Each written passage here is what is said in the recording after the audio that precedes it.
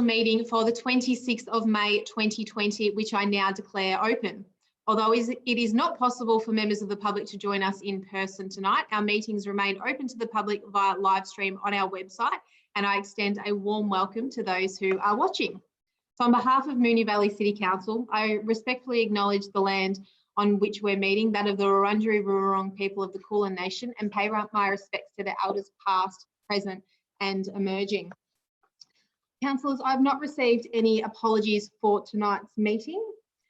Now, the next item on the agenda is confirmation of minutes. Councillors, can I please have a mover and seconder that the minutes from the council meeting held on Tuesday, the 12th of May 2020 be confirmed?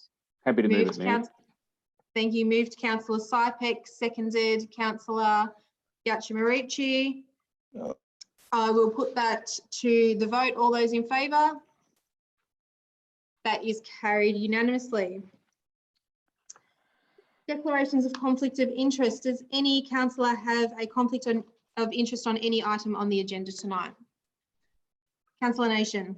Thank you, Mayor. I have an indirect conflict of interest due to conflicting duty on item 14.1 on tonight's agenda, and I will leave the meeting at this time. Thank you, Councillor Nation. Any other councillor wish to declare a conflict of interest on any item on tonight's agenda? Our presentations. Now, today is National Sorry Day, and I believe, Councillor Nation, you will speak on this. Yes, thank you, Mayor. So on behalf of Moonee Valley City Council, I'd like to formally recognise that today, the 26th of May, is National Sorry Day. Now, National Sorry Day, or the National Day of Healing, is an annual event that has been held since 1998 to remember and commemorate the mistreatment of Australia's Indigenous population, and as part of an ongoing process of reconciliation between Indigenous peoples and the settler population. So during the 20th century, the Australian government policies caused children to be separated from their families with the intention of assimilating them into white Australian culture. This resulted in what became known as the stolen generations, with the effects of these traumatic removals being felt by succeeding generations and generations still through to the present day. On the 26th of May, 1997, the Bringing Them Home report, the result of a government inquiry into the practice of the forcible removal of Indigenous children, was tabled in federal parliament. The report made many recommendations, including that state and federal governments should issue formal apologies and that funding should be provided to help deal with the consequences of the policies. And as such, this date, today, the 26th of May, now carries great significance for the stolen generations and other Aboriginal Australians and Torres Strait Islanders, and is also commemorated by many non-Indigenous Australians, including myself and my fellow councillors. So National Sorry Day marks the commencement of Reconciliation Week tomorrow, and I believe Councillor Cusack will shortly make a similar presentation to formally recognise Reconciliation Week. Thank you, Councillor Nation. Very well spoken. So I will pass over to Councillor Cusack, who will now speak on Reconciliation Week. Thank you, Councillor Cusack. Thank you, Mayor. Well, Reconciliation Week obviously flows on from Sorry Day.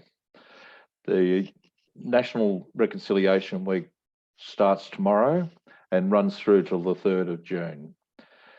This year's theme is In This Together. So as the concept of Reconciliation Week moves forward, we are in this together in times of great concern for the community, and also obviously in respect of how Australians' efforts have played out in terms of working towards reconciliation with the Aboriginal communities of throughout all of the states and in all of the places around Australia. COVID-19 has meant that this theme is now resonating in ways that we could not have foreseen when announced last year, and reminds us whether we are in crisis or in reconciliation, we are all indeed in this together. Moonee Valley is very proud to be working with Uncle Jim Berg, a respected local elder, on a video narrative which images and poetry from Uncle Jim's photographic exhibition Silent Witness will be released on the Incinerator Gallery website during Reconciliation Week.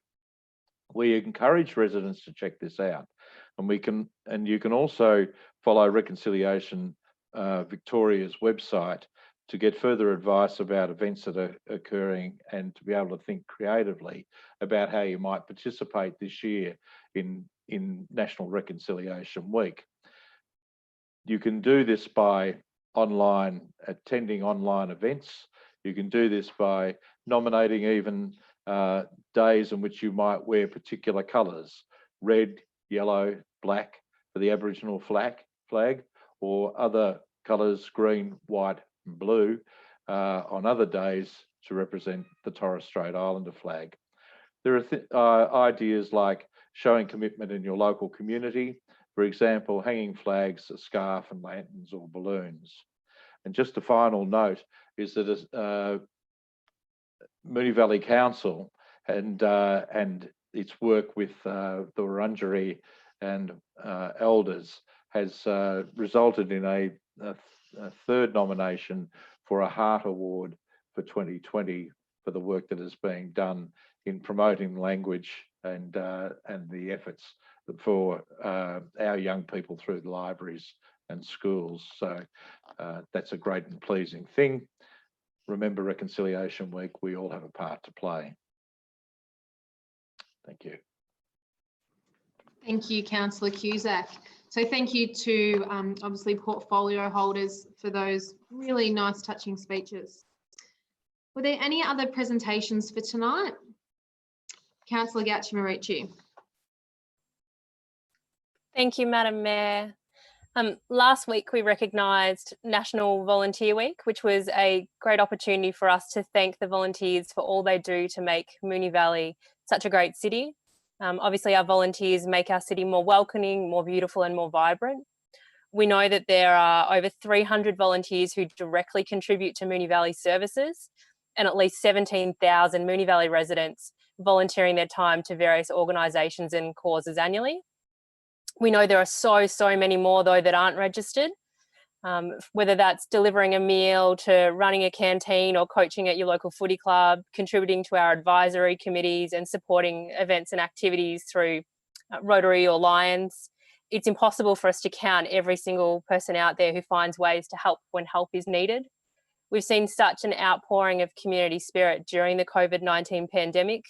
There's been an extraordinary surge in mutual help and other community-driven volunteering, such as the Good Karma networks and neighbourly initiatives. Our normal face-to-face celebrations and dinner were curtailed due to COVID-19, but we were delighted to light the clock tower orange in recognition of our SES volunteers for Wear It Orange Wednesday last week, and also to send out mayoral letters of recognition to the volunteers who support the delivery of our council services. So thank you to all of our volunteers across Moonee Valley. Thank you, Councillor Gauthier-Marici. Any other presentations for tonight? No? Any petitions or joint letters that people would like to present? No. So we now come to public question time, and we have received questions from the public from 3 members of the community for tonight's meeting. As we do not have the residents in the public gallery, I propose that we move to suspend the provisions in our meeting procedure protocol, which requires questioners to be present in the gallery. That will enable me to read the questions that have been submitted in advance and to ask CEO Brian Lancaster to read the responses. Councillors, can I please have a mover that Council resolves to suspend the public question provisions in its meeting procedure protocol to allow questions from the gallery to be read by the Mayor and answered by the CEO for this meeting? Moved, Councillor Sharpe. Seconded, Councillor Lawrence. I'll put that to the vote. All those in favour? That is carried unanimously. So tonight's first 2 questions are from Nina Franceschi. Thank you, Nina, for your questions.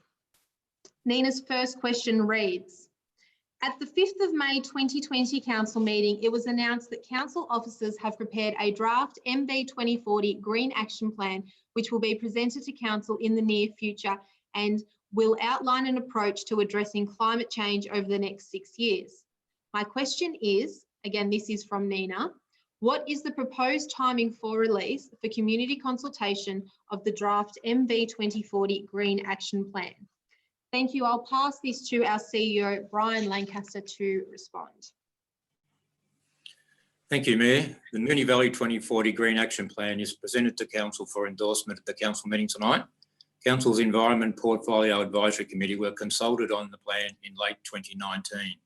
The officer's recommendation is the plan does not require to be released for draft for the wider consultation, as it's a consolidation of content from 4 previously consulted on sustainability plans. Thank you, Mayor. Thank you, Brian. Nina's second question reads, how is it that MVCC is committed to the MV 2040 Green Action Plan and is passionate about increasing the amount of tree cover in the community, yet despite this strategy, it proposes to remove or bulldoze hundreds of trees and shrubs on the Moonee Ponds Creek Reserve in Strathmore to enable the construction of a $1 million overflow car park, which is estimated to be used only 11 days a year. The construction of this car park within the community's parkland is at odds with MVCC's claimed environmental protection stance. Again, that question was from Nina Franceschi, and I will again pass to the CEO, Brian Lancaster, for a response. Thank you, Mayor. Council has no plans to remove or bulldoze hundreds of trees and shrubs on the Moonee Ponds Creek Reserve in Strathmore to enable the construction of an overflow car park. This question may relate to a proposal in the long-term capital works program adopted by Council on 11 June 2019 titled Strathnaver Reserve Car Park Improvements. And these were listed as short-term between 2022 and 2025. Although this is stated in the long-term capital plan, Council adopts a budget on an annual basis only. The Council has not adopted any budget that relate to this specific project. Council is required to advertise an annual draft budget inviting submissions from the public. So should a member of the community wish to raise concern about Council's financial commitment to any works or services, it is at this time when Council would consider such concerns and make decisions taking into account all relevant matters. Thank you, Mayor. Thank you, Mr. Lancaster. And thank you, Nina, for your questions. I now have two questions from Rose Isa. Thank you, Rose, for your questions. Rose's first question reads, with respect to the Green Action Plan to be approved at the council meeting tonight, does the 2020/21 budget include funding for A, the 26 items identified in the Green Action Plan as COVID-19 pandemic recovery items, and B, the other 21 items listed in the 2020 to 2021 time period, brackets, but not listed as recovery item, close bracket. Thank you. I will pass to Brian, the CEO, for a response to Rose's question. Thanks again, Mayor. Yes, all of those items are included in the draft 2021 budget. Great. Thank you for the response. Rose's second question reads, which of these items are to be funded through the $764,000 allocated to the Environment Service Area? Thank you, Brian Lancaster.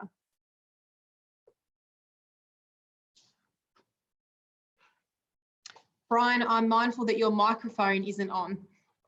Thank you. Thank you, Mayor. Just a problem with my iPad. Apologies for that. Items 1, 4, 5, 6, 8, 9, 19, 20, 24, 55, 84, 86, 94, 99, 110, 119, 135, 140, and 141 are proposed to be funded through the Environment Service Area of the 2021 operating budget. The other items are proposed to be funded through other service areas. Thank you, Mayor. Thank you, Mr. Lancaster, and thank you, Rose, for your questions. Now, the final two questions are from Logan Shield. Thank you, Logan, for your questions. Logan's first question reads, The previous Moonee Valley Greenhouse Strategy 2010 sets a target of 0 net emissions for the community by 2020, whereas the new MV 2040 Green Action Plan sets out a target of 0 net emissions for the community by 2040. Is Council satisfied the decision to delay the timing of this target by 20 years is fully in accordance with Council's legislative obligations under the Victorian Local Government Act 2020 that states priority must be given to achieving the best outcomes for the community, including future generations, and the economic, social and environmental sustainability of the municipal district? Again, that was Logan Shields' question. Thank you, Logan. And I will again go to our CEO, Brian Lancaster, for a response. Thank you, Madam Mayor. In 2010, Council set an aspirational target for the entire municipality to achieve 0 net emissions by 2020. However, achieving this target requires a shared effort across our residential, business communities, state and federal government and other organisations. This level of ambition was set to demonstrate leadership and acknowledge that deep emission reductions are needed to help prevent the worst effects of climate change. Achieving 0 net emissions from community is heavily dependent on major changes across our society and economy, as well as outside control or influence of Council.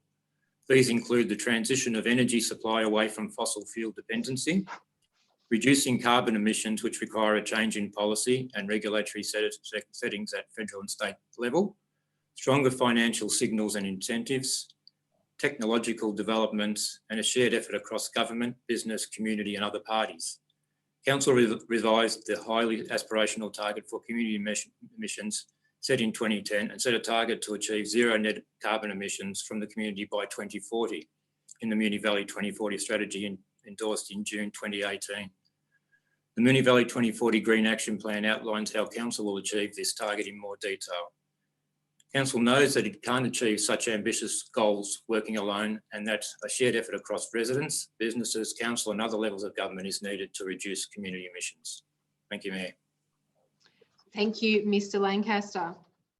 Logan Shields' second question reads, is Council satisfied the items set out in the Green Action Plan are an adequate response to the climate emergency, given that IPCC SR15 reports show that we have less than 8 years left in the carbon budget to have even just a 2/3 chance of keeping global heating to under 1.5 degrees?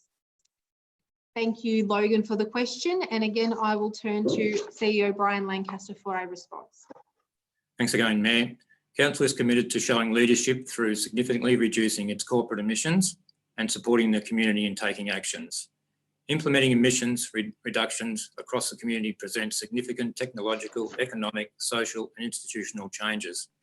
Council plays a number of roles, including facilitating and supporting community action, advocating for state and national government support and implementing projects in partnership with others. The items outlined in the Green Action Plan provide a suite of approaches to respond to climate emergency across these 4 key areas: supporting renewable energy uptake, planning and building a low carbon city, facilitating low emissions transport, engaging the community around low carbon living and working and fostering climate resilience. The Green Action Plan will guide projects and programs that Council could deliver until 2040 that will be subject to annual budget approval and resources. These projects and programs will be selected based on achieving Moonee Valley 2040 targets, available resources, opportunities and budgets. Thank you, Mayor. Thank you to our CEO, Brian Lancaster, for answering those questions, and thanks to the public for submitting the questions tonight. We will now move on to item 9 on the agenda, which is reports from special committees. And I believe, councillors, we don't have any reports from special committees tonight. No, so I will move to reports.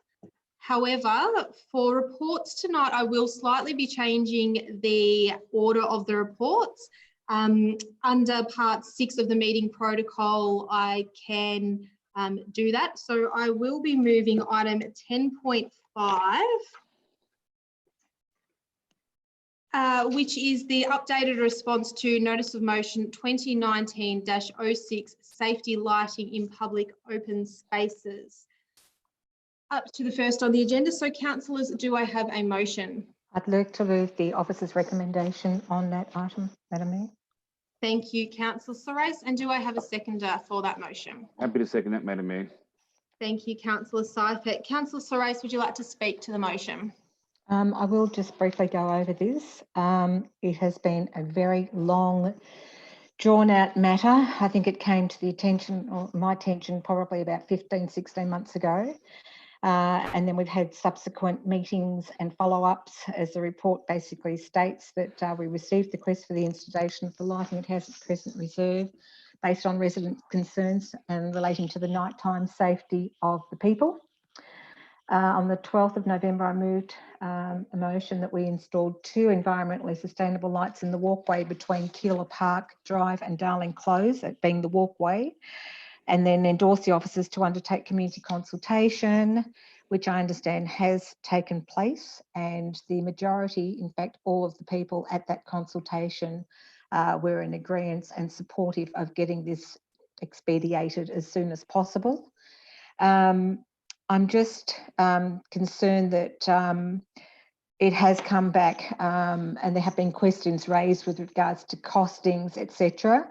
My understanding from those questions that were raised were that the design costs, as per the officers' reports to us, were that they are anticipated to a total of 16 to 22,000 and to be completed by June 2020. And that was for the design team, which included paying for the underground surveying, etc., of the services. The work is still underway, but it's anticipated that no further money would be required on the design component. There's no design costs anticipated in the 2021 year. This was erroneously added as a 30,000 estimate in the budget for community safety initiatives. Next year, they are looking at a wider consultation for safety lighting installation across the municipality. However, we're dealing with an issue that was raised so long ago now, it's ridiculous. And in my mind, I believe that if we're going to do this, that we do it properly. We don't just build a house and then not put a roof on it. The opportunity is there for us to complete this and to do this. And I would seek support from my fellow councillors to finalise this issue and have it commenced and dealt with. Thank you, Councillor Sari. Councillor Sharpe. Yes, thank you, Madam Mayor. Councillor Sari has, yes, indeed, championed this situation about this park. And, you know, some might say this park's in the middle of nowhere, but the Pavilions community don't really ask for much. And all they're asking here is to light up a very dark laneway where a public transport bus stops on Keilor Park Drive, and you walk through this laneway. Then after the laneway, there's a park, and that park is very, very poorly lit. And I know there have been concerns here about, you know, the costing of it and all that, but Councillor Sari has tried very, very hard to convince us all. And I just want to close by saying, what is the cost of a life? And what is the cost of an attack on someone with lifetime consequences? Thank you. Thank you, Councillor Sharpe. Would any other councillor like to speak on this motion? Councillor Marshall. Thank you. I'm happy to support the installation of the walkway. I have no idea why this has taken so long, and there are not that many times now that I feel like I'm in an episode of Yes Minister at Council, but this has absolutely felt like this. You know, this really should have been a very simple process to get those lights installed, and I have no idea why we're still discussing the issue in relation to the walkway. But it also goes to another concern I have, where what is a relatively modest ask from the community then gets expanded out to this grand thing that goes much beyond the scope of the initial request. And we have it happen numerous times, and that's what we've had happen here.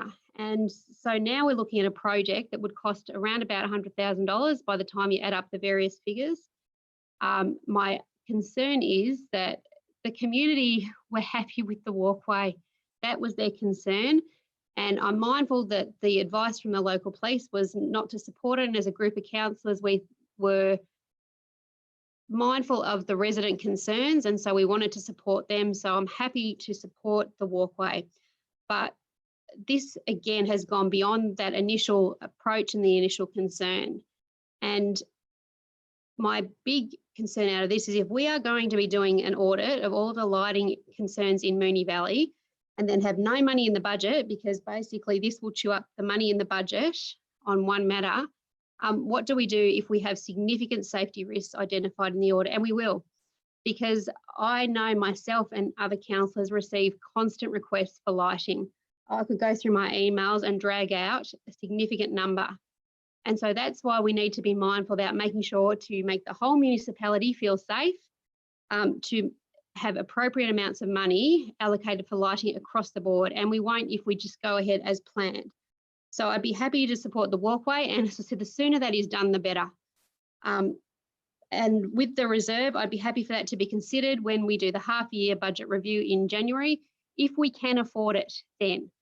We can look at it as part of the other issues that come out with the audit, but at the moment we just can't afford it, and we've had to reflect that in a very modest budget. But as I said, for me, the sooner the walkway is done, the better. And I hope that we never see this happen again, the way that this process has played out, because it has been very difficult for everyone involved. And I'd like to foreshadow, sorry, if this motion's lost, another motion along those lines, just discussed. Thank you, Councillor Marshall. Would any other councillor like to speak on this motion? Councillor Nation. Sorry, turn the video off rather than the microphone. Mayor, look, I concur with Councillor Marshall in regards to this project escalating beyond what it was originally proposed. And I have no issues with lighting the walkway. And I think that expenditure is within the scope of what council can deliver, either at the end of this financial year or in the next financial year. If we want to go further as a council, so if we want to look at all our dark walkways or parks and what can be lit and what can't be lit, then I would think that an audit would be the next step before rushing into spending a considerable amount of money on lighting an entire reserve. I disagree with the emotive content of Councillor Sipek's statement. As councillors and as any office holders, you do need to take the emotion out of decisions at some stage, because a statement of what price is a life would then indicate that we need to light up every single pathway and park and reserve and street of our entire municipality. And that is just not something that is financially viable for us as a council, let alone us as a council during a pandemic when our resources are already stretched. So I'm happy to support the installation of the lights as per design in the walkway. I think before a reserve is lit up, then we need to take a whole of council approach, because if it is about saving a life, well, let's actually have an audit to see where the hotspots are in a nighttime environment where our residents may be more vulnerable and where there may be safety issues that are more prevalent, and let's address those areas and put this funding into those areas. Councillor Marshall's already foreshadowed, so obviously I don't need to do that. But yeah, I won't be supporting the motion as it is. Thank you, Councillor Nation. Would any other councillor like to speak on this? Councillor Gauch-Marici. Thank you, Madam Mayor. I think not dissimilar to the previous two councillors, I don't have a second hesitation to light the laneway. People get off the bus and walk through that laneway, and we should light that correctly. I have no problem with that, and the consultation reflects that. What I do have a concern with is us not undertaking the municipal-wide study to understand all the areas that may possibly need to be lit and what the priority on those are. I think once we've done that piece of work, we can then really understand where our money needs to be spent first, to understand where the greatest risks are and where the greatest areas are of need for us to light before we pick off projects one by one just because they've come up. So for me, I look forward to seeing what the foreshadowed motion might say, and unfortunately can't support this motion right now, but certainly for every ounce, I certainly support lighting the laneway portion, just not the reserve yet. Thank you, Councillor Gauchi-Marici. Any other councillor like to speak on this item? Councillor Cusack. Just a couple of comments and observations, I suppose. Like the previous speakers, I also support the lighting up the laneway. There's no drama about doing that. The question then becomes, as each of the other speakers has pointed out, that there are competing needs across the whole of the municipality that need to be addressed in terms of auditing whether parks and various other places are considered, first of all, a problem area, and secondly, whether lighting is actually the right tool to address the questions of public safety in those areas. And I think thirdly, the question then becomes, harking back to the questions that were sent to council previously about our environment, is lighting of public areas that are normally dark at night a good thing environmentally? And there are many issues in respect of that. So I don't know that, first of all, we should stray obviously away from the original issue, which was about the laneway, and that's fine from my point of view. The assumptions that lighting is the only answer is not a correct one, and that there are many other alternatives in terms of parks and gardens, and we don't even have a prospective understanding of how long these lights will be alight for, and so on like that. There is just this, there are holes in that space. I would prefer to see a collegiate effort drawn by all councillors across the whole of the municipality that looks at and prioritises the question of lighting of parks, gardens and so on like that, if there's going to be a safety matter. Thank you. Thank you, Councillor Cusack. Any other councillor like to speak on this motion? No. Councillor Sari, if you would like a right of reply. Thank you, Madam Mayor. I'll just repeat that part B of my motion, that was the officer's recommendation, says, note that funding for lighting initiatives are included as part of community safety initiatives within Council's draft 2021 Capital Works program. So that is obviously looking at a municipal-wide initiative to look at the safety initiatives across the municipality. I've moved this recommendation based on the officer's consultation, feedback and outcomes. I believe as elected representatives, we have a duty of care to provide safety and lighting and what is required for these residents who have come to me and this council seeking this. Now, across the municipality, other people who have an issue would come to their fellow councillors or ward councillors, I'm pretty sure, if they felt that there was a strong need and an issue there relating to it.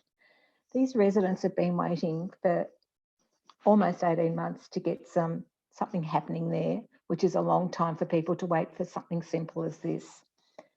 In our Moonee Valley 20, we state what is the best outcome for our community. And as I stated earlier, would you build a house and not put the roof on it? I just feel that we do this and complete it and put that forward, and that the matter is resolved and done. And then we look further in our budget for 2021 and look at other community safety initiatives across the municipality as they're brought to us or as that they are indicated by our officers. And I would hope that the council would support this matter. Thank you, Councillor Sari. I will put that to the vote. All those in favour? And all those against? Yep, okay, all those in favour? Councillor Sari, Councillor Sipek, Councillor Byrne, Councillor Lawrence. All those against? Councillor Sharpe, Councillor Marshall, Councillor Nation, Councillor Gauchimarici, Councillor Cusack. That motion is lost. Councillor Marshall, you foreshadowed a motion. Thanks, Mayor. Let me try and get this correct. I'd like to move that Council resolves to A, note the consultation report, public lighting in Hassett Crescent Reserve community consultation summary. B, endorse the lighting installation design for the walkway between Keilor Park Drive and Darling Close for procurement and construction as soon as possible. C, note that funding for municipal safety lighting is included as part of community safety initiatives within Council's draft 2021 Capital Works program, and refers the consideration of the reserve to the half-year budget review after completion of the safety audit. Thank you, Councillor Marshall. Do I have a seconder for Councillor Marshall's motion? Councillor Nation. Councillor Marshall, would you like to speak to your motion? Look, I don't want to be too repetitive, and I certainly acknowledge, Councillor Sari, that you have championed this, so I acknowledge that the work that you've done, and I think all of us are very much on board with the issue about the walkway. So we all want that resolved, and we want it resolved as soon as possible. I think a number of councillors touched on this, and I did too. The importance of having a measured and considered approach to this, to doing that safety audit. Councillor Sarace in the debate on the previous motion touched on residents raising these issues. Well, as I mentioned, we do. We receive constant requests for lighting. And that's why the safety audit is so important, because then we can have a very strategic, considered and logical approach to these issues. We know the financial pressures we are under, and to me that's why we have to approach this in a strategic rather than ad hoc way. But I certainly wasn't going to turn around and say don't do the walkway, because I think that the residents absolutely deserve that, and it should have been done a long time ago. So I hope councillors will see fit to consider this motion and to support it, and that we will get a very structured, logical approach to the issue of lighting in Moonee Valley, and to, where necessary, make sure that our residents feel safe and are safe. Thank you, Councillor Marshall. Councillor Nation. Thank you, Mayor, and thank you, Councillor Marshall, for foreshadowing this motion, which will now enable hopefully a motion to be resolved by council and for some lighting to go ahead. If the motion hadn't have been foreshadowed, then the entire resolution would be lost, and we may not have any lights even for the walkway. So that is a positive, that there is still support for lighting the walkway and ensuring that safety element. And it's also a positive that we can now move forward as well with a safety audit and have a look at where those key areas are that may need to be lit up, be it where people commute at night, be it areas where people congregate. By completing this audit should also enable us as a council to be able to then advocate to state and federal bodies as well for funding. And there are some programs run by both levels of government that look at community spaces and ensuring safety in community spaces. So I am thankful that we do still have a motion and this report hasn't been thrown out. Obviously, as seconder, I'm more than happy to support this current motion. And then as soon as this is done, or hopefully as soon as this meeting is done, then we can get the ball rolling on actually getting those lights in the walkway. And it won't continue to stagnate and keep bouncing up before us at council. Thank you, Councillor Nation. Would any other councillor like to speak on this motion? Councillor Cusack. I want to follow up on a point that Councillor Nation made during his support for this particular motion, and that is that we don't have any significant science behind the whole of the area of lighting up unsafe areas in this municipality. We don't have a mechanism that we can point, a file of information that is factual and evidence-based, in which we can actually go and apply for funding through state government, Department of Justice, or federal government funding or whatever, in order to be able to address rationally and logically where lighting is required to optimise safety, where there are key hotspots identified in the community that aren't safe. We just don't have that. And if we did, we wouldn't be having this kind of debate right now. We might be in a position to sort of say, well, listen, okay, we could bring forward the issue of the reserve because it's got some aspects, whatever they might be, but we don't know that. And we don't know where that falls in respect of the rest of our community. And so there is a logic in what, in all of what this motion does. It obviously addresses that critical thing where people are getting off buses and walking down a shady lane.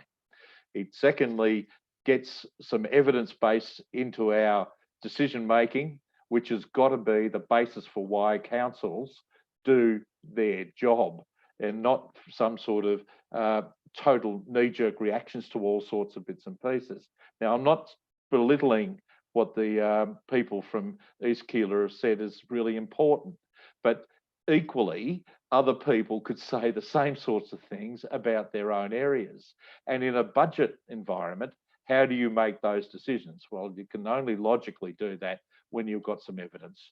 And this puts us in a place where, A, we can look at what money we've got in a tight environment because of the COVID world, and secondly, what we might be able to do in terms of either seeking cash or B, allocating the small resources that we have now that will be part of the review of the budget coming up in roughly that 6 months' time.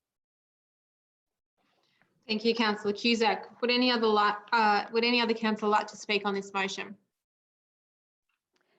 I'd just like to make a couple of little, sorry? Yes, Councillor Soros. Yep. Just a couple of observations from the conversation. I kind of see where this is all going. I'm kind of glad that I did bring it to council 16 months ago, whatever it was, because clearly in 8 years that I've been on council, if this is the first time that we're now looking into the safety for our community and having a duty of care to those people, then I'm glad that it has come about. That is a positive.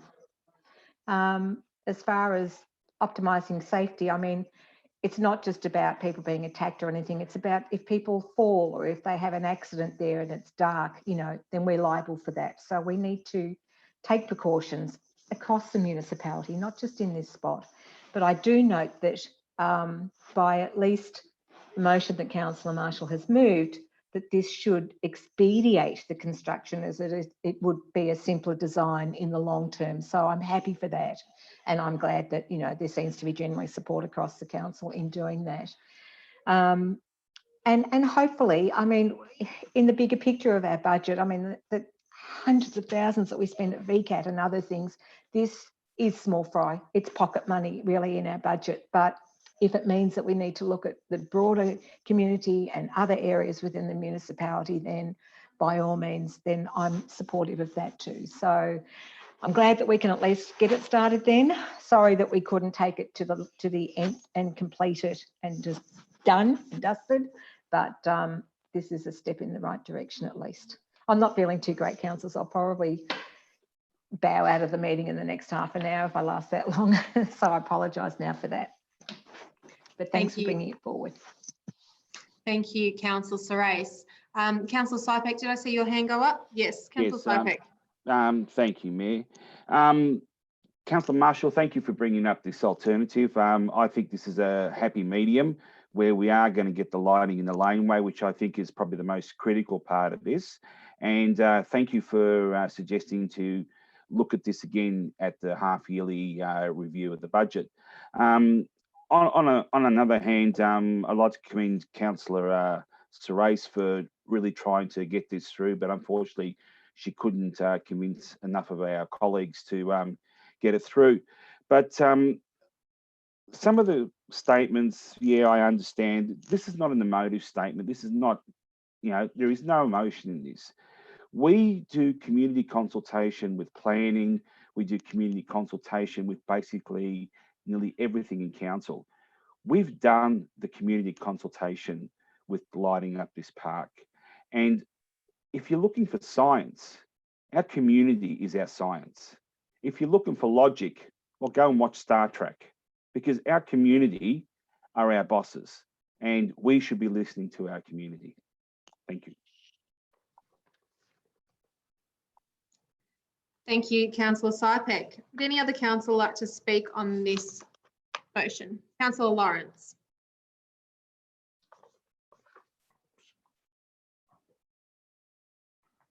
Sorry, I'm just getting myself going. Thank you, Madam Mayor. Sorry for dragging that. Look, I certainly support this alternative motion. It's been a very long process, so we say, that probably is not a good reflection on how council goes about its business, because certainly if you were waiting for a light to be installed in a laneway 18 months, you would think that, and if you were waiting for a light to be installed in your house for 18 months, you'd be thinking it's a heck of a long time, and certainly not the time frame that you would hope. However, we are where we are, and I can only see this as a positive. I guess safety is not just about assaults and that type of behaviour, but also trip hazards and elderly and even young children, and all those aspects to walking down a path that maybe not as well made as you'd hoped, and this throwing light into a pathway that's not safe certainly makes it a lot safer for those walking down it. And let's take it, I mean, it's by 5 o'clock now, it's virtually dark in Melbourne, and for those that like to do fitness and walking, running, jogging, whatever, this allows them that little bit of safety through a parkway or walkway. And hopefully this audit, and let's hope it's a quick audit and not another 18-month wait, we get some information on other aspects within our municipality that need lighting and need them urgently. So no, I support the alternative, and hope that other councillors do too. Thank you. Thank you, Councillor Lawrence. Councillor Gauci-Marici. Thank you, Madam Mayor. I just wanted to pick up on something Councillor Sharpe said, which I think is something that is really important for us as a council, and I know as councillors we discuss it regularly. Just because we do consultation doesn't mean there's a determined outcome, and it doesn't mean there's a determined time frame. So I think for us as a council, when we do consultation, we have a real opportunity to manage some expectations and to help the community understand what may actually eventuate out of consultations and what timelines may look like on that. We certainly think the laneway should have been delivered last year, but I'm also conscious that we've consulted on master plans and we've consulted on other facilities in the municipality that won't be delivered for years and years from now. So I would hate to think that any consultation we do ever gives anyone false expectations that it would be delivered in a really short time frame. And if that's what's occurring, then obviously we need to take that on board and think about how we communicate that when we consult. Thank you, Councillor Gauci-Marici. Councillor Sharpe, would you like to speak on this item? No? I'm not sure if there was opposition. Councillor Marshall, I'm happy to know you don't want it either. That makes it a bit easier than asking. In that case, I will put that to the vote. All those in favour? That is carried unanimously. Councillors, I will now head back to item 10.1 on the agenda, which is 70 Keilor Road, Essendon North, MB 750-2018, use and development associated with a car wash, display of a pole sign, reduction in car parking requirements, and alteration of access to a road zone category 1. Councillors, do I have a motion? Councillor Gauci-Marici. Madam Mayor, I'd like to move an alternate, which I'm going to read, but I'm just going to prep everyone to have your teas ready because it's 5 pages. Thank you, Councillor Gatchmarici. As this is a planning application, we obviously need to make sure we're thorough, so we're strapped in. Good stuff. So I would like to propose that Council issue a notice of a decision to grant a permit to planning permit application number MV 7502018 for the use and development associated with a car wash, display of a pole sign, reduction in car parking requirements and alteration of access to a road zone category 1 at 70 Keilor Road, Keilor East, lot 1 on plan of subdivision 068874 in accordance with the following conditions. 1, before the development starts, amended plans to the satisfaction of the responsible authority must be submitted to and approved by the responsible authority. The amended plans must be drawn to scale and an electronic copy must be provided. The amended plans must be generally in accordance with the plans submitted and assessed with the application, but modified to show A, the alterations to the site layout and use in accordance with the plans submitted on 26 March 2020, revision D, prepared by Bricklock Services. B, notations in accordance with the requirements of Head Department of Transport, Vic Roads, conditions 31 and 32. C, all elevations and plans for associated with all works, including shade sails, office works and signs. D, the location of any toilet facilities in accordance with condition 6. E, a pedestrian visibility display to be demonstrated on the western side of the Keilor Road accessway. F, a notation on the plan stating any vehicles associated with the business cannot be stored on the street. G, the dimensions of all bicycle spaces in accordance with AS 2890.3 2015, including an access aisle. H, the 2 metre by 2 metre minimum southwestern corner splay of the site is to be kept clear of any solid obstructions. I, the storage and disposal of garbage with screening from public view in accordance with condition 5. J, the location of signage in accordance with conditions 18 and 19. K, an operation and car parking management plan in accordance with condition 4. And L, a waste management plan in accordance with condition 5. When approved, these plans will be endorsed and will form part of this permit. 2, the development as shown on the endorsed plans must not be altered without the written consent of the responsible authority. 3, at least 30 days before any buildings or works commence, a construction management plan to the satisfaction of the responsible authority must be submitted to and approved by the responsible authority. The construction management plan must include details of the construction activity proposed and must be in accordance with the Moonee Valley City Council's CMP guidelines and templates, where CMP is obviously construction management plan. When approved, the construction management plan will be endorsed and will form part of this permit. The development must be carried out in accordance with the endorsed construction management plan, and the provisions, requirements and recommendations of the endorsed construction management plan must be implemented and complied with to the satisfaction of the responsible authority. 4, before the development starts, an operation and car parking management plan to the satisfaction of the responsible authority must be submitted to and approved by the responsible authority. The car parking management plan must be prepared by a traffic consultant and must include A, measures to be undertaken to address all noise sources identified, including on and off-site noise attenuation measures. B, details of any measures to work with neighbours and other residents to address complaints and general operational issues. C, any other measures to be undertaken to ensure minimal amenity impacts. D, a car parking layout generally in accordance with the relevant requirements of the Australian Standards for Off-Street Car Parking AS/NZS 2890.1 2004, bracket including ramp grades and dimensions, column location, headroom clearance, etc. E, the allocation of car spaces on site. F, the management of visitor parking spaces and security arrangements for occupants of the development. G, lighting of parking areas, entries and exits. H, proposed signage to direct occupants and visitors of their designated spaces. I, arrangements for the loading and unloading of goods and materials for commercial uses. J, no charge being made for car parking without the consent of the responsible authority. K, the closure of any car parking areas a minimum of 30 minutes after the closure of the last uses approved on the land. And L, the movements of trucks and other vehicles to the loading dock showing likely access routes and movements from adjacent roads. When approved, the car parking management plan will be endorsed and will form part of this permit. The provisions, recommendations and requirements of the endorsed car parking management plan must be implemented and complied with to the satisfaction of the responsible authority. 5, before the development starts, a waste management plan to the satisfaction of the responsible authority must be submitted to and approved by the responsible authority. The waste management plan must be in accordance with the City of Moonee Valley's waste management plans guidelines for applicants, and must A, demonstrate that bin storage areas are sufficient to cater for the amount of waste that will be produced.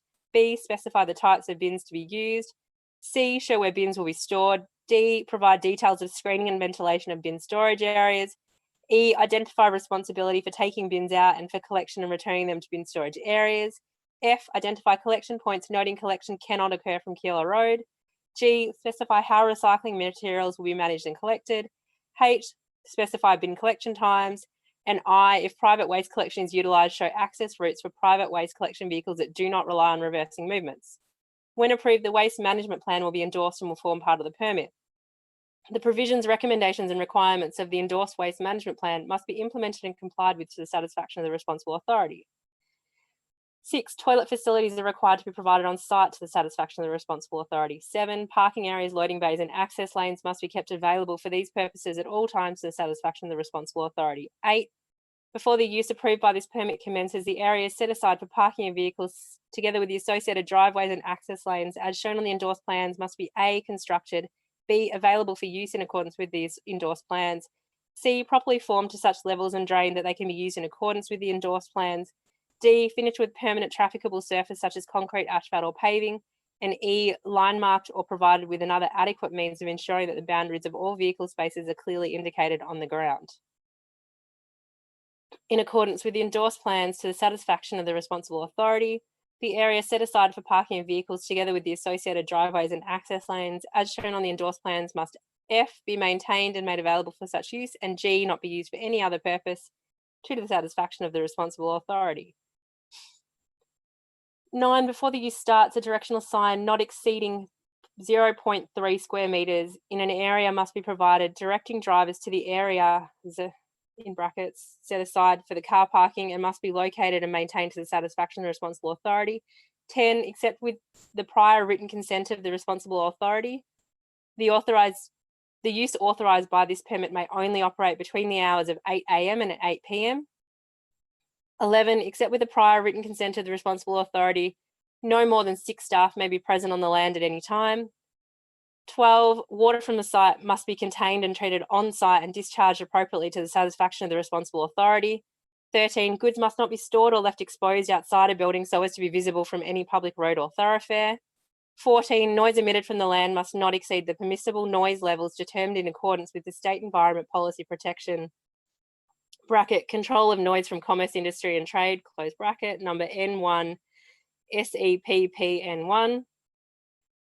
15, noise levels emanating from the land must not exceed the permissible noise levels determined in accordance with the State Environment Protection Policy control of music noise from public premises, close bracket, number N2 SEPPN2. 16, noise levels emanating from service equipment on the land must not exceed the permissible noise levels determined in accordance with the State Environment Protection Policy control of noise from commerce, industry and trade, close bracket, number N1 SEPPN1. 17, all security alarms or similar devices installed on the land must not emit any noise which is audible beyond the boundary of the land and must be designed in accordance with the relevant Australian standard and must be connected to a security monitoring service. Sign conditions. 18, before the use starts, signs must be erected in association with the car parking hereby provided, allowing for the identification of the car park to the satisfaction of the responsible authority. 19, the location and details of the signage and any supporting structure shown on the endorsed plans must not be altered without the prior written consent of the responsible authority. 20, the advertising signage and any related panel and any supporting structure must be constructed and maintained to the satisfaction of the responsible authority. 21, the signage authorised by this permit must not be illuminated or floodlit by internal or external light. 22, the intensity of the light in the advertising signage permitted must be limited to the satisfaction of the responsible authority, so as not to cause destruction to motorists in adjoining street or loss of amenity in the surrounding area. 23, all external floodlights must be provided with baffles to the satisfaction of the responsible authority so that no direct light is emitted outside the land. 24, flashing, intermittent or moving light must not be displayed. 25, The signage must not be animated in part or whole. 26, bunting streamers and festooning must not be displayed. 27, the signage authorised by this permit must only contain an advertisement which provides or supplies information relating to the business conducted on the land. End sign conditions. City West water conditions. 28, it is essential the owners of the land enter into an agreement with City West Water for the provision of water supply. 29, it is essential the owner of the land enters into an agreement with City West Water for the provision of sewerage. 30, prior to certification, the plan of subdivision must be referred to City West Water in accordance with Section 8 of the Subdivision Act 1988 and City West Water conditions.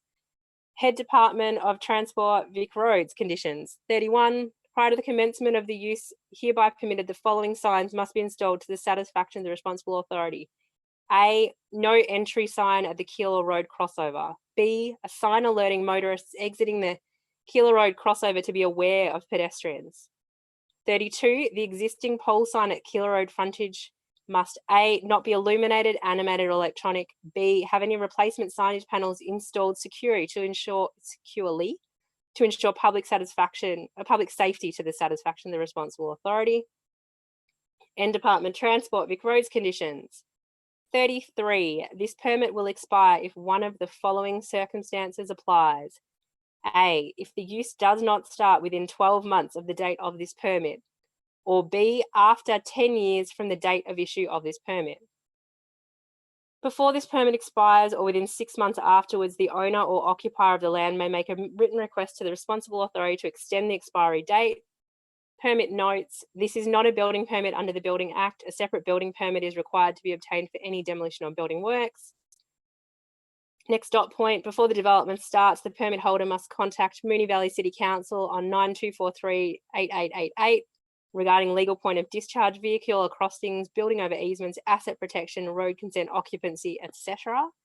Next dot point, all works undertaken within any existing road reserves must accord with the requirements of Moonee Valley City Council's Technical Services Department and be to the satisfaction of the responsible authority.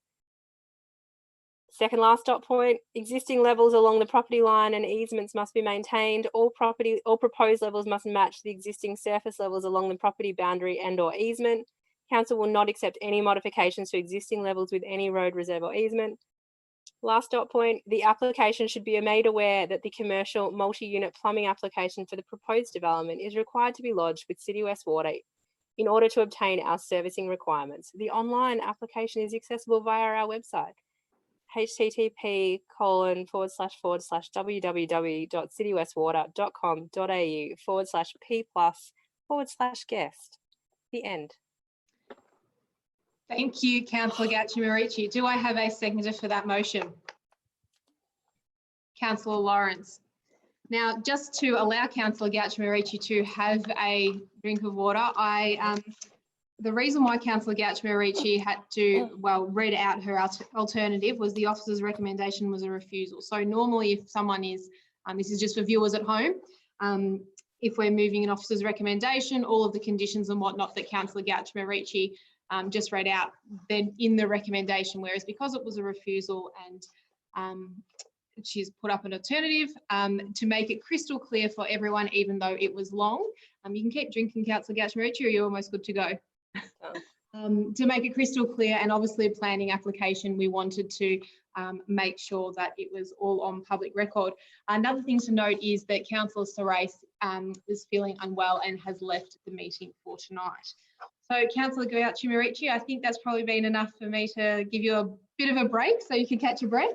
We'll now allow you to speak to your motion. Thank you. Thank you, Madam Mayor. I think after 6 pages, I will keep this mostly brief. As you'll note from the application date, the application was made in 2018. After 2 years and numerous changes, this application is now before us. As you will note, the position reached is one of significant compromise. The original application had a car wash, kebab van and a coffee shop. 2 of the 3 components are removed with only the car wash retained, and the hours of operation on that are reduced from 6 to 8 to now being 8 to 8.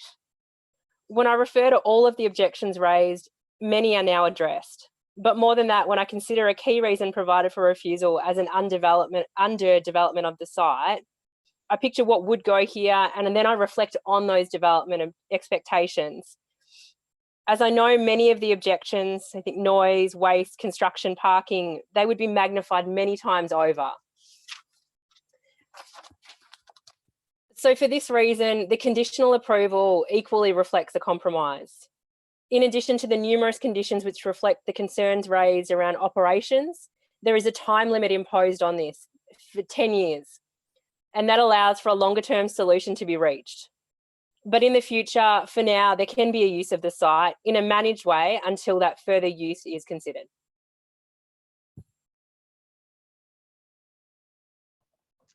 Thank you, Councillor Gauch-Marici. Councillor Lawrence.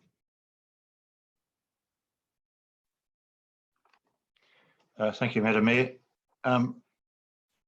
Thank you, Councillor Gauch-Marici, for that very long-winded motion.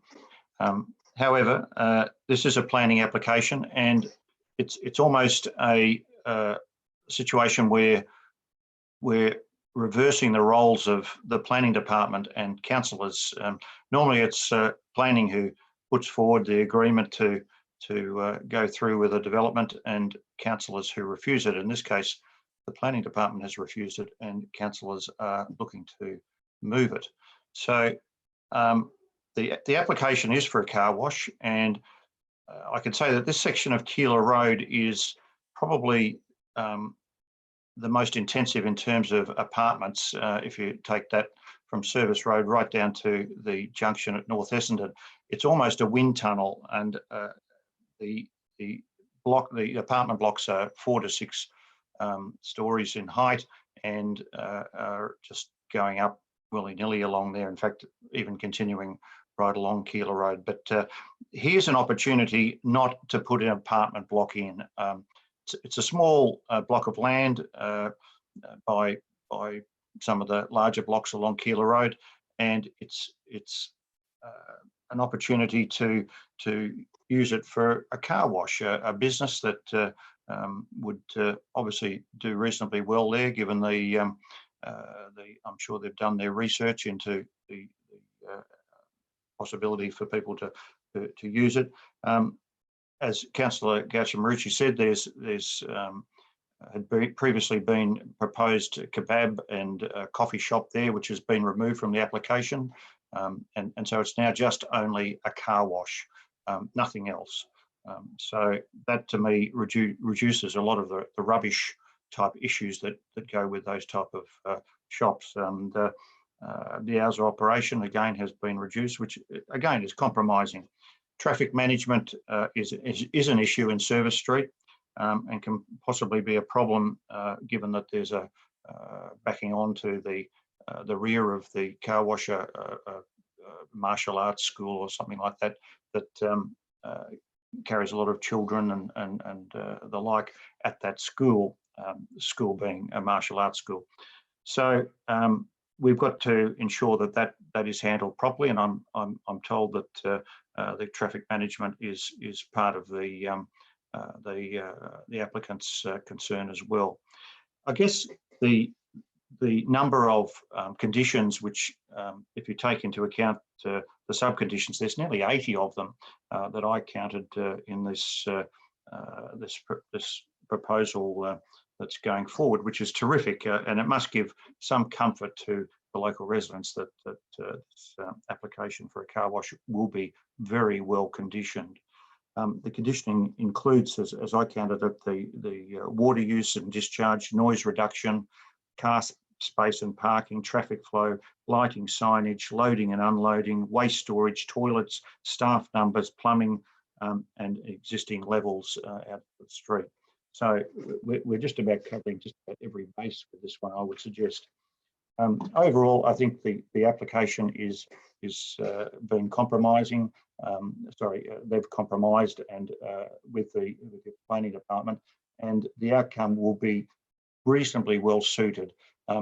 The other aspect I do make is that there are 2 other car wash facilities in that area, one up the top end of Keilor Road, which is a fair distance away, and the other right up the other end of Keilor Road. So here in this lower part of Keilor Road, we have an application for another one, and you know, that is going to take some of the traffic issues away from the other ones, and vice versa, I guess.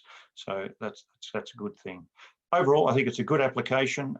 We both Councillor Gatcham-Rooch and myself did the consultation with the local residents, and they're reasonably good about some of the aspects to the application. They are concerned about traffic management, as I am, and I think that's the one that we've got to get right. And I think with the conditions that put forward, it will be right. Thank you. Thank you, Councillor Lawrence. Would any other councillor like to speak on this motion? Councillor Sharpe. Thank you, Madam Mayor. I think this is a very sensible way forward regarding this planning application. I thank Councillor Gatcham-Rooch, for putting this up in this format. Thank you for that. The reason it was refused, one of the main reasons for refusal was, according to the planners, was the site was classed as an underdevelopment on Keilor Road, and I personally have a differing view of that, of the planners, in regards to whether they approve or refuse an application based on that premise. A very similar situation happened last year, just around the corner actually, on Mount Alexander Road, where we had an application come to us, well, not to council actually, because it was refused by the planners, but it was an application for a drive-through. Essendon North traders were certainly behind the proposal, so there was support there. Unfortunately, that time might not comply with the structure plan, as in be 4, 5, 6, 7 stories high.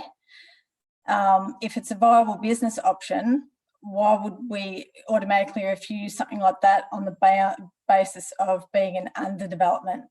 I think we're all quite aware of what is going on Mount Alexander Road and Keilor Road, and as Councillor Lawrence has mentioned, there's certainly a glut of apartments in that area, and noting that this proposal before us has certainly changed a lot from when it first came to us, being first proposed to include a kebab shop and a cafe. No, that's not right. I've gone blank, sorry, but Councillor Gatcham-Rooch, you mentioned those points, but the proposal has been reduced. So I just think this is a very sensible way forward, and I would just like us as a council to be more cognizant of other ways that we can support our business community, because this is in a structure plan zone. It is on a tram route, and it is a major business hub within our community. So happy to support this proposal. Thank you. Thank you, Councillor Sharpe. Would any other councillor like to speak on this motion? No, I will put that to the vote. All those in favour? That is carried unanimously. Madam Mayor, can I just depart for a couple of minutes? I'll return. Absolutely.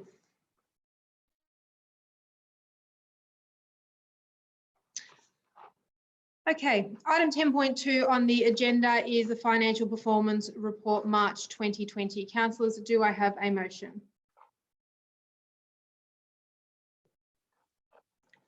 Councillor Cusack. Sorry, Mayor.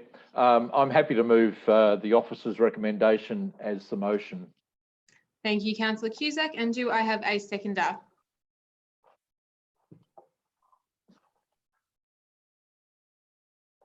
Councillor Sharpe.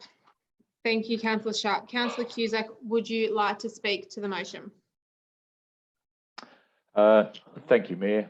I'm mindful that this report was actually presented to the external auditors of the council at the committee meeting last night, and that they have supported the performance report for March. It covers cumulatively the 9-month period from 1 July last year to 31 March this year. It reports on the key operating financial statements of the council around operating statement, balance sheet, cash flow statement, and capital expenditure. This is the report that is, I suppose, affected at the tail end by the impact of COVID-19, and at the time of the period of time that this report covers doesn't totally reflect all of the impact that the pandemic has had on council's funding position and operation. We would expect that by the end of this year, of course, we will have a full accounting of what that means. But in a sense, we have had less income coming in many areas. As a consequence, the projected surplus has been cut, and I expect that in the future that will continue to occur in the next quarter. Capital works have been tailed back, as you can see in the report. The original proposal was for, in the adopted budget, was 82 million. The forecast is for 53 million with a amount to be carried over, but is manageable. And finally, the report also covers the amount of money that is coming to the grants register at that stage, and that was $3.2 million. So there are some sad stories in this report, but they're essentially reflective of the action that we've had to take and the impacts of COVID-19. And otherwise, the surplus that we had projected virtually this time 12 months ago would be well in hand. I recommend the report to you for consideration and approval. Thank you, Councillor Cusack. Councillor Sharpe. I support Councillor Cusack. I think he has described the proposal tonight for the financial report very eloquently, and happy to concur. Thank you. Thank you, Councillor Sharpe. Would any other councillor like to speak on this item? Councillor Lawrence.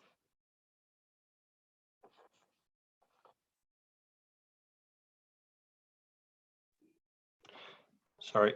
Yes, sorry. Thanks, Madam Mayor. Just had trouble getting my mic going. Look, it's as has been stated, there's been a reduction in income and expenditure, all because of COVID-19 and the financial position to March 31st.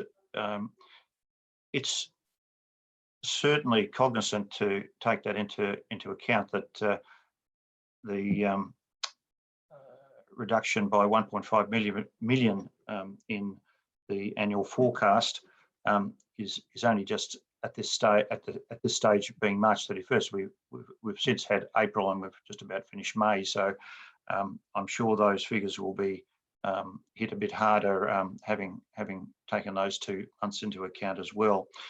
And the budget is going to take a swift kick up the backside. So that's goes without saying, I guess. But the one thing that stood out for me was the open space funds that come about Open Space Development Fund, and these are funds, to those that don't know, come about when a applicant or a development takes place in the municipality, and then funds are paid into into council's accounts for each particular ward as a consequence of that development.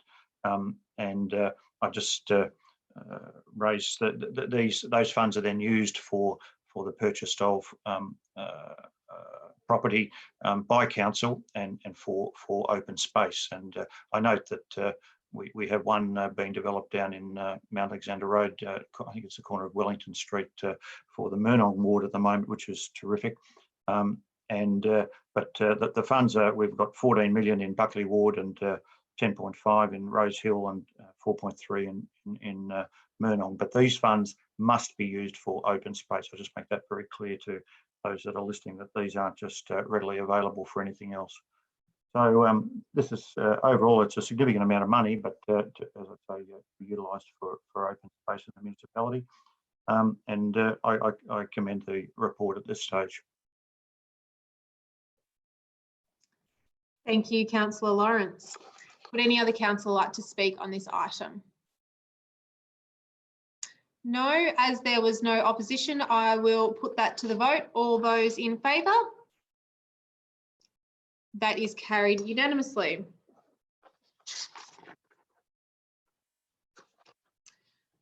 Item 10.3 on tonight's agenda is titled MV 2040 Action Plan Green. Councillors, do I have a motion?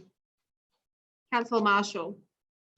Yes, I'd like to move a motion in the form of the officer's recommendation with a couple of changes, being that paragraph A will read as follows: endorse the MV 2040 Action Plan Green Attachment A for online community consultation for a period of 3 weeks.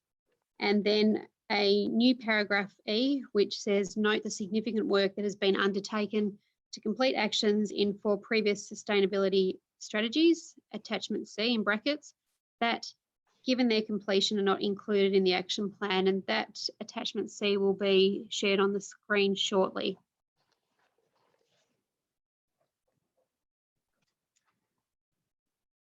Thank you. We're just waiting, for screen sharing. Great. We'll just slowly scroll through the screen sharing.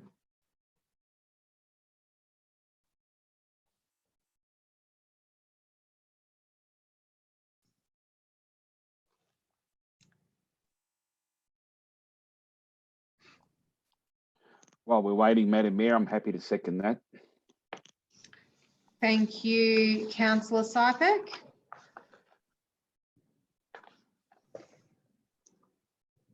We're just scrolling through the attachment here.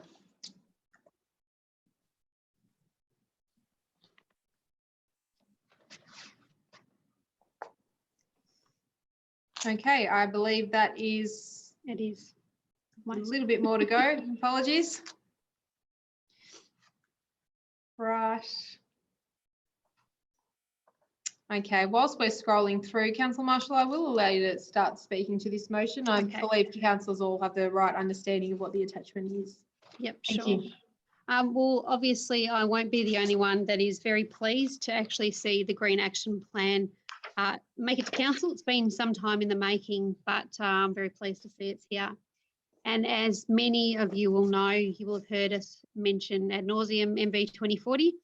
And MV 2040 is council's long-term strategic plan, and it had 5 themes, and one of those themes was the green theme.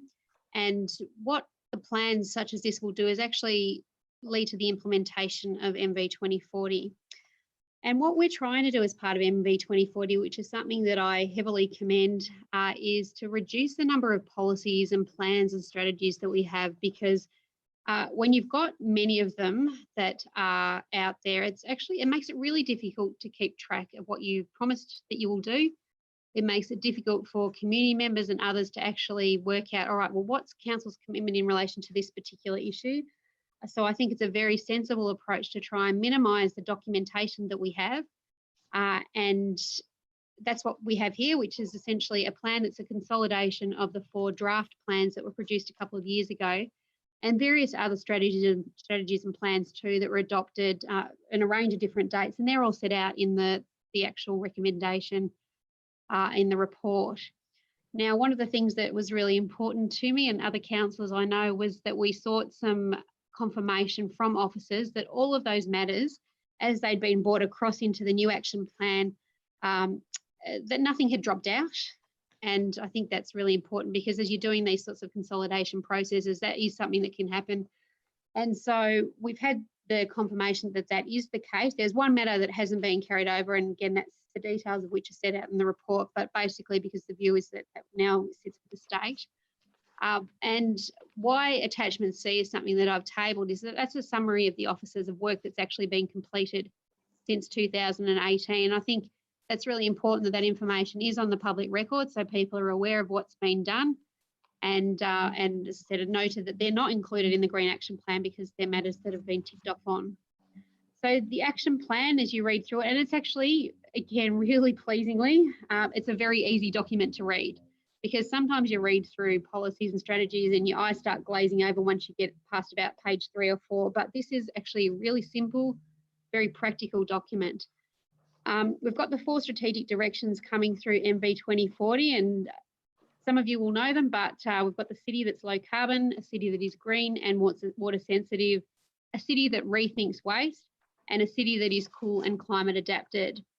And the way that the document's set out, we have targets and objectives and actions to actually help achieve that target. There are a number of targets set out, and we've obviously got the zero net emissions that was referred to in the question earlier today.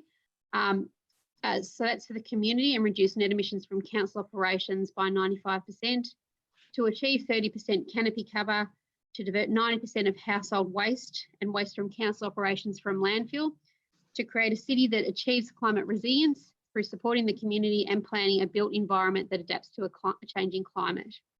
What I love about this report, as someone who is very pragmatic and practical, is that there is a list in the document of, I think there were 146 items that will be undertaken to deliver this green action plan and the green action parts of MB 2040.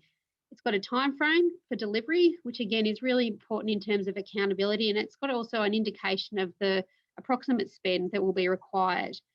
And I think one of the things I love about the approach that we've started taking is much less just talking about things and much more of the doing of things. I think Councillor Gauci-Marici touched on in one of the earlier matters tonight, you know, we can go out there, we can produce all these wonderful plans and documents, but they are absolutely of little value if they aren't implemented. And that's why this is really important.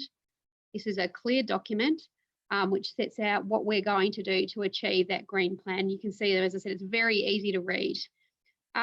The issue around consultation, obviously officers had a view, which was a reasonable view to have. I probably have a slightly different view in the sense that since 2018, in my mind, that there are some material circumstances that would mean that having a short period of consultation is appropriate. Obviously, we've got the waste situation that has played out in a very dramatic way and continues to play out. It's a very challenging and changing space. And we had the climate emergency declaration too. So again, being mindful about those circumstances and a number of other things too that have changed since the draft action plans were out on consultation. I think that period, people to go, you know what, I've seen a lot of this before, this is okay, or this is something that since you went out to us last time has really changed, and I think it will be worthwhile considering. So I think that is it's a really sensible way to proceed, and it will just give the community the opportunity to do a bit of a health check on the document. So I hope councillors see fit to support it. I certainly look forward to receiving the other action plans too, and to getting MV 2040, that process for implementation, just really continuing and getting it done quickly as we can. Thank you, Councillor Marshall. Councillor Sipek. One of the greatest disadvantages of seconding Councillor Marshall's motions is she leaves very little to say afterwards. As Councillor Marshall was speaking, I just kept ticking off, that's been said, that's been said, that's been said. So all I can really say is I concur with everything that Councillor Marshall has said. And I'm also grateful that she actually brought up the idea that this was done with a lot of community consultation in a short period of time. The consolidation of the 4 reports into one was a great effort and great work by our officers. So, Mr. Lancaster, if you could just pass on my congratulations to our officers for doing such a great job with this environmental plan. Happy to support this, Councillor Marshall. I think this is a good result for the community. The community has spoken and we will be delivering what the community asks. Thank you, Councillor Sipek. Any other councillor like to speak? Councillor Nation.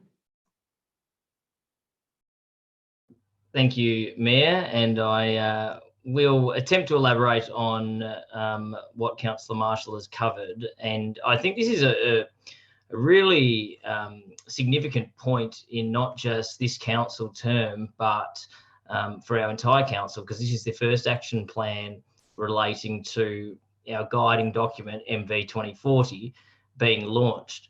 And I think it sends a really good signal to our community that the Green Action Plan is the first one of our action plans. Not to say that the other 4 themes of MV 2040 aren't just as important, but it does send a really important message to our community that we care about the environment, and we are going to address both our footprint and our community's footprint to ensure that Moonee Valley remains green right through to MV 2040. I was elected onto council at the same time as Councillor Marshall, and can absolutely attest to the number of documents that would sit on shelves that would be far too many pages in length and were filled with council speak, is probably and buzzwords. This plan is the complete opposite, and I love that. I love that half of this plan, which is all of 15 pages, sets out 146 different actions that we can take as a council to become a greener council. I love that there's just 4 main strategic directions, which make up the 20 strategic directions in MV 2040. And the fact that these directions, these objectives, these actions are all there in plain, simple language and writing means that a future council or future staff or future community members can pick up this document and know what has been done and what hasn't been done to get us where we want to be by 2040. So this is a really significant moment for this council. It is such an exciting document. I do encourage members of the community to please click the link and download, because you will see those 146 actions in the second half of the document, and we need you to help deliver the actions. This is not just about council, this is about our community, and this is about trying to achieve these objectives together. So super thrilled that this is up tonight, and this is a huge step forward for council. So well done to all. Thank you, Councillor Nation. Would any other councillor like to speak? Councillor Cusack. I agree, Councillor Nation, that this is a great step forward in our council, and a tribute to a lot of the hard work that's occurred in the last 4 years to establish the overall guiding plan for this council and the community generally to 2040, and how we anticipate our community looking at that time and what we can do to support it. And on that basis, one of the critical things that I'd like to just raise is that 2040 is not about a picture of a whole lot of individual plans, some sort of shell and pea trick where a whole lot of plans have been brought together under one roof, and therefore we've got something around fairness and something around green and so on like that in transportation. But in fact, what we'll have, and what is the critical element of this, is that 2040 is a part of the Moonee Valley planning scheme. It is part of what directs us, and it is about how it integrates into that notion of a planned and thriving community that is essentially healthy, which is what the community said they wanted to be in 2040, and that we're doing that through these 5 headings that were the ones that were nominated by our community. So the first one is, of course, about the Green Plan, but I really, really have to implore people to think about how greening can't stand on its own, how we can't achieve climate change and be real warriors in that space unless this is integrated into planning, that is integrated into health, that is integrated into transport, etc., etc. And this is what it does. And you'll see in the future when our fair plan hits the deck and goes forward, that will also be very much part of it.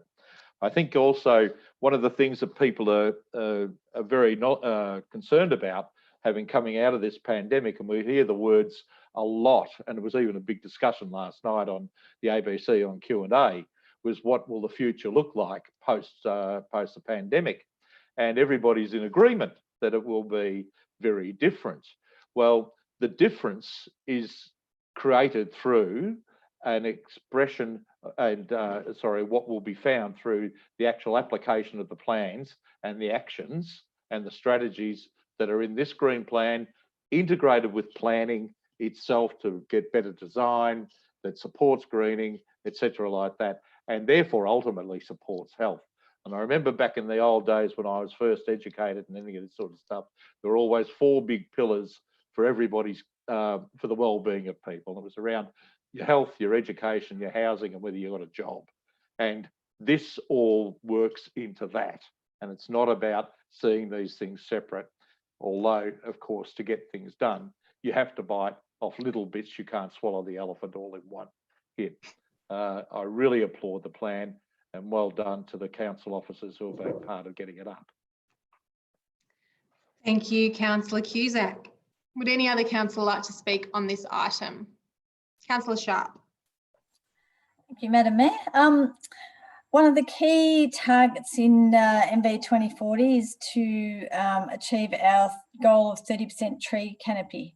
And obviously the Green Action Plan paves the way forward for that. So I'm certainly very pleased to see this before us tonight. Moonee Valley was effectively put on the world stage last year because of our ambitious plan for our tree greening to 2040. So I really want to see that come to fruition. It's extremely important. It's something that our residents certainly do want to see. I have no doubt about that. So I thank Councillor Marshall for adding the point about the community consultation. I think that's very important for the next 3 odd weeks, but certainly look forward to seeing this plan progress. Thank you. Thank you, Councillor Sharpe. Any other councillor? No, as there was no opposition. Sorry, can I just very cheekily, I should have thanked the Enviro Portfolio Advisory Committee. So that was a massive oversight on my part. So can I just thank them for the input that they had in this? I think that is very important. I've heard that committee work very, very well. Any other councillor? No. So yes, I was going to put that to the vote as there was no opposition. So all those in favour? And that is carried unanimously. Item 10.4 on the agenda is the annual review of the Council Plan 2017 to 21. Councillors, do I have a motion? Councillor Sharpe. Move the officer's recommendation. Thank you, Councillor Sharpe, and a seconder. Councillor Lawrence. Councillor Sharpe, would you like to speak on the motion? Thank you, Madam Mayor. Can't find the report, but basically it's status quo at the moment for the council plan, considering the pandemic that we are in. So it's pretty much a report to note. Thank you, Councillor Sharpe. Councillor Lawrence.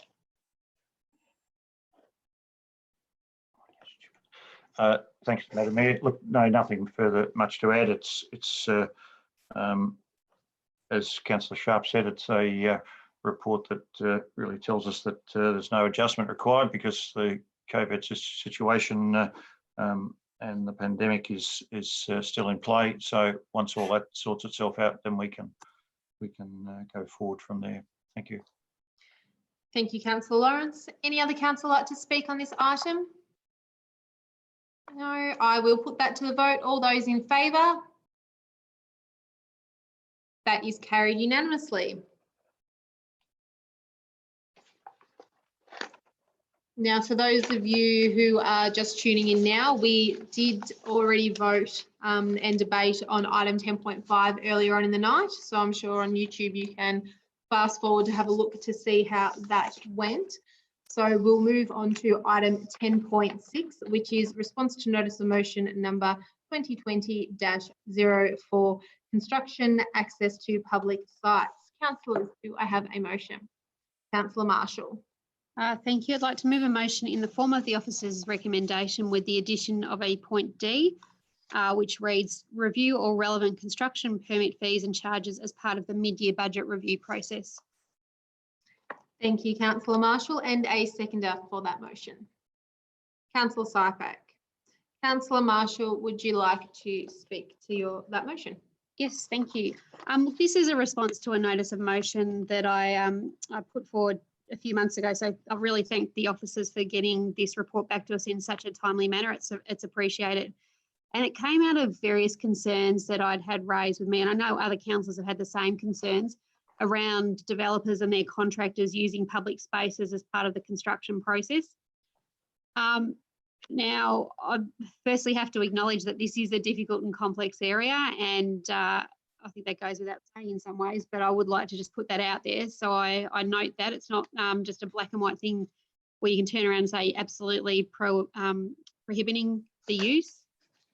So I'm happy to support the officer's recommendation with that addition of point D as noted. And for me, the issue of notification of businesses and residents is a really important one. And I think that will be a big improvement, because certainly officers as councillors and as residents, we get calls or we experience firsthand closures and things like that that are unexpected and people are unaware of.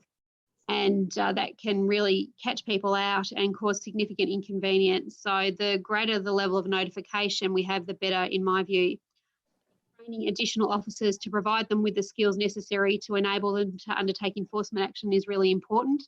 Unfortunately, you hope that people will do the right thing, but we know that for some people, the only way that they do respond is via enforcement action.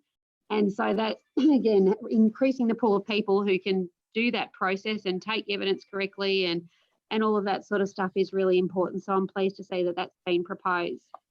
I had a bit of a chuckle with one of the comments in there about the issue of sanitation, because one of my very strong views as a kid is having my dad come home from building sites covered in brick dust and his boots just chockers filled with mud and things like that. So it made me smile a little bit that one of the concerns expressed around potentially sharing facilities is around that issue of sanitation and other concerns around confidentiality. But again, if we can look at the levers, sometimes again that financial imperative that people go, well, you know what, it might make a lot of sense for us to actually share a facility here, reduce our costs on site, because both the costs of actually building the facility itself, but also with permits and the like that are linked with having that facility in place. I think that might potentially incentivise people, but I'd also hope too that the industry itself can look at that issue of sharing and looking at, if we do share, how can we do that in a way that's effective? Because sometimes you just can continue to do things the way you've always done them, and you need a bit of a kick up the backside to try and change and think about ways that are different. So as I said, I thank you officers for the report and for getting it back so quickly.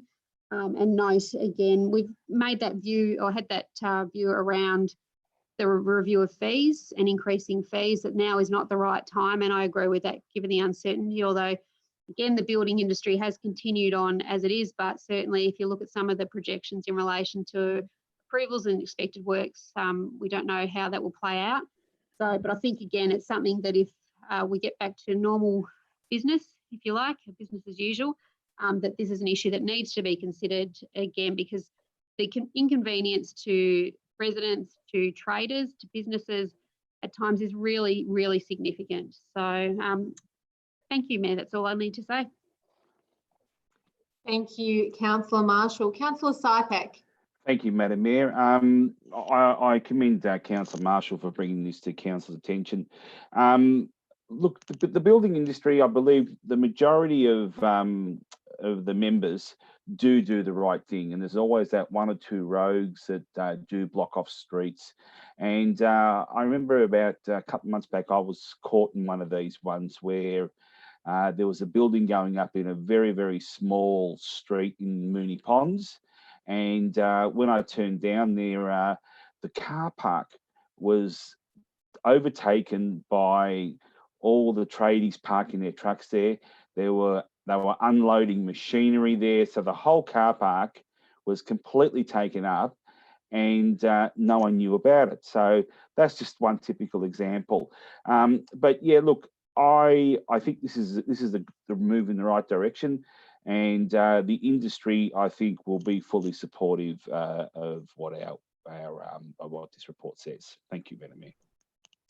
Thank you, Councillor Sharpe. Would any other councillor like to speak on this item? Oh, Councillor Cusack first. Thank you.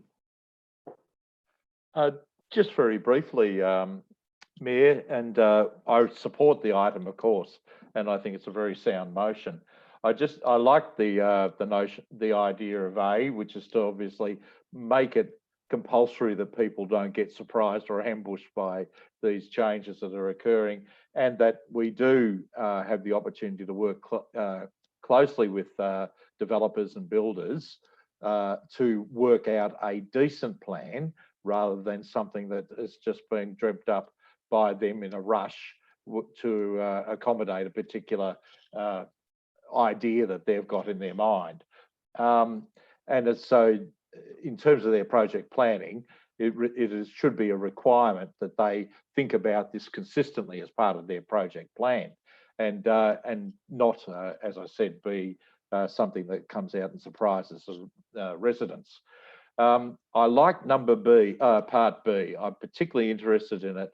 While Councillor Marshall suggested that it's a great idea because it can potentially look at extending the enforcement issue and so on like that and make some sense there, it is also a great opportunity for resolution of issues to be done very much earlier and in an effective sort of way. We can't necessarily get an enforcement person down on site all the time in a hurry, but somebody else who might need to be there looking at something else that is in respect of their work and role can certainly and have the ability to be able to advise and suggest that this is not right and that you need to do something, Mr. Builder or Mr. Developer, is I think a very powerful sort of way of developing, those cross skills that would work well for all people in concerned and officers in the department, in the council. And I think the final one, D, and Councillor Marshall touched on it, which is about the fees needing to really reflect the disruption that occurs in the community. And while I'm cognizant of the fact that we might not need to, or we possibly shouldn't need to go down that track very hard, very early because of the COVID stuff and the recovery of the industry, it is something that needs to be there for future planning. But not only the disruption to community and businesses and so on like that, but there's an extraordinary loss of amenity. And especially when I saw the other day a huge amount of rubbish and mud and so on like that had gone down a road from a truck that had just left a building site, quite literally just left it, and made the bike lane totally unusable, and therefore creating a real problem for any cyclists and people who are trying to share that roadway. So they're the sorts of considerations, and if we can get on the front foot, if we can get builders and developers thinking about this sort of stuff in advance and really make some effort in these spaces, I'm sure that we will ameliorate many of the issues that become the everyday texts and lots of emails that all councillors have, and many of the staff are confronted with through in the service department. Thank you, Councillor Cusack. Would any other councillor like to speak on this? Yes, Councillor Lawrence.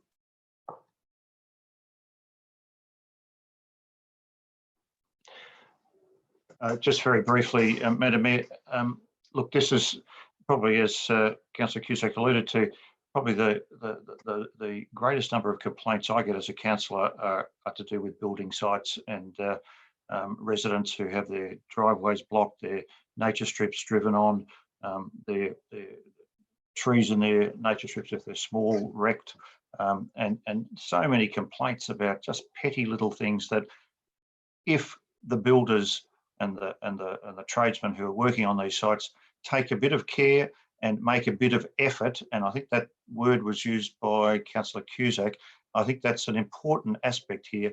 Effort is what's required, and not treating the building site and the area surrounding it, and that I'll include the streets, as a dumping ground for in my opinion, poor behaviour.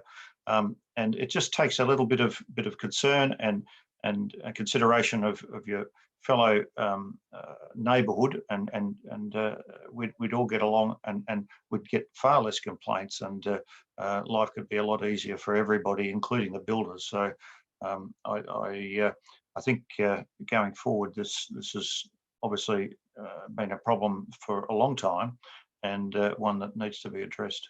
Thanks. Thank you, Councillor Lawrence. Councillor Sharpe, I think I saw your hand go up. No? Would any other speaker? Oops. Any other speaker like to speak on this item? No? I will put that to the vote. All those in favour? That is carried unanimously.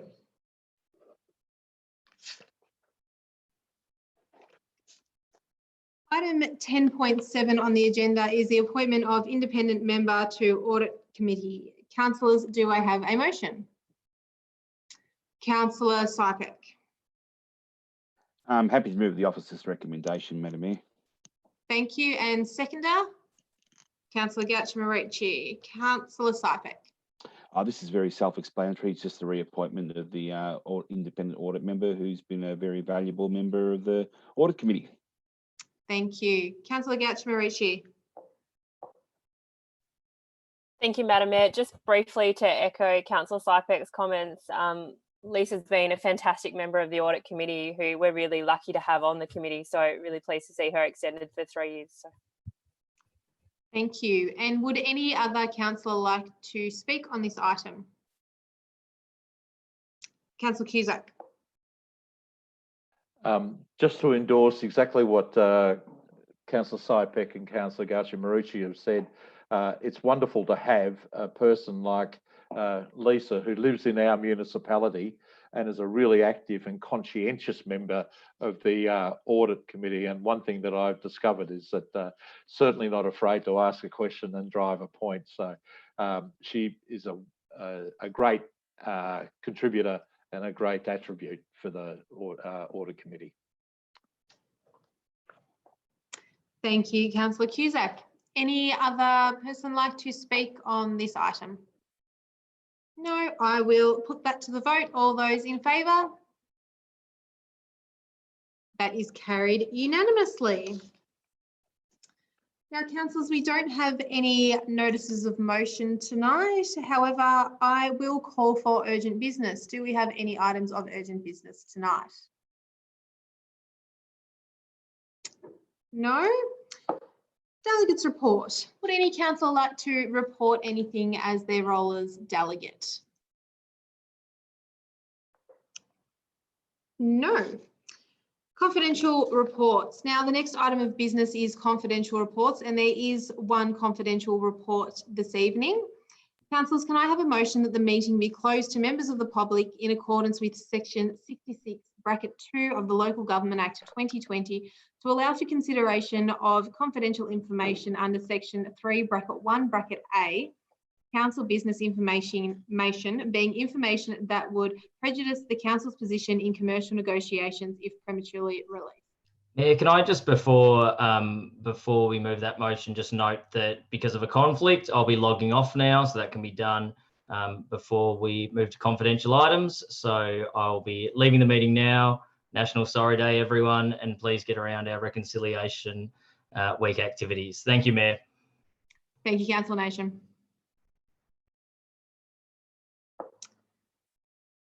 So we'll go back to, if I could please have a motion that the meeting be closed to the members of public in accordance with section 66(2). Thank you, Councillor Sipek, as before. And do I have a seconder to close the meeting to the public? Councillor Sharpe. I will put that to the vote. All those in favour? That is carried unanimously. So this is obviously where we say good night to those of you who are watching on the internet. Thank you for your interest in tonight's meeting. It's obviously been very lively. I hope you enjoyed it, and please remember that submissions for our draft budget are still open. And yes, see you all next time. Bye.